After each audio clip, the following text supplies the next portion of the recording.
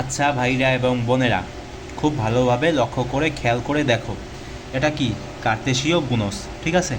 তো কি করবা, আগে উদাহরণ দেখবা না? আগে কিন্তু উদাহরণ দেখবা না, আগে হচ্ছে এটা একটু পড়ো। দুইটি সেটের একটির উপাদান দ্বারা প্রথম পদ এবং অপরটির উপাদান দ্বারা দ্বিতীয় পদ ধরে যতগুলো ক্রোমোজোম গঠন করা সম্ভব তাদের সেটকে কি বলে ভাই? তাদের সেটকে হচ্ছে তোমার কার্তেশীয় গুণজ বলে। আবার এটা ভেবো না যে প্রথমটা দিয়ে হচ্ছে তোমার দ্বিতীয়টাকে গুণ করতে হবে, গুণ টুন কিছু না কিন্তু, ঠিক আছে? তো দেখো, ক্রোমোজোর গঠন করতে হবে, ক্রোমোজোর আর কি, গুণের মতোই।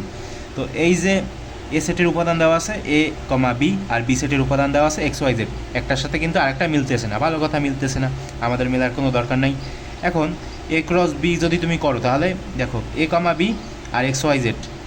আচ্ছা, তো এখন আমাদের কি করতে হবে? ক্রোমোজোর বের করতে হবে। ক্রোমোজোর কীভাবে বের করে? এই যে দেখো এখানে লেখা আছে না যে দুইটি সেটের একটির উপাদান দ্বারা প্রথম পদ এবং অপরটির উপাদান দ্বারা দ্বিতীয় পদ ধরে যতগুলো ক্রোমোজোর গঠন করা যায়, মানে ক্রোমোজোর কীভাবে গঠন করতে হবে, এই যে প্রথম যে পদটা না, এটা দিয়ে তুমি এ এক্স একবার, এরপর এ দিয়ে আবার এ ওয়াই, এ দিয়ে আবার এ জেড, ঠিক আছে? এরকমভাবে তিনটা করেছি।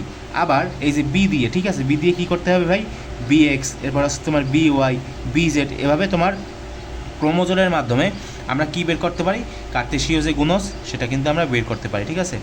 তো এরকমভাবে তোমরা একটু বের করার চেষ্টা করবা। আর যদি না বুঝতে পারো তাহলে কি করবা ভাই? তাহলে একটু সংজ্ঞাটা একটু পড়বা, পড়ার পরে ভালোভাবে তাকিয়ে এটা একটু দেখবা, দেখার পরে দেখবা যে এখানে কী করা হয়েছে, ক্রোমোজোর গঠন করা হয়েছে এবং কার্তেশীয় যে গুণজ সেটা বের করা হয়েছে। একবারে বাংলা কথা ভাই।